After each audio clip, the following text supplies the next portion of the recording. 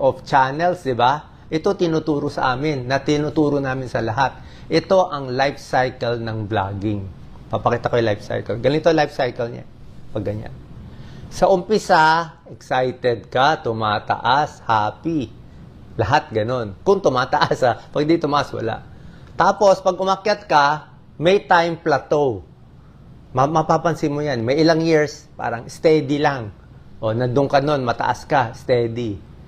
Kaya lang, after the steady years, lahat babagsak. Babagsak. Madidepress, malalaos, mawawala, malulungkot.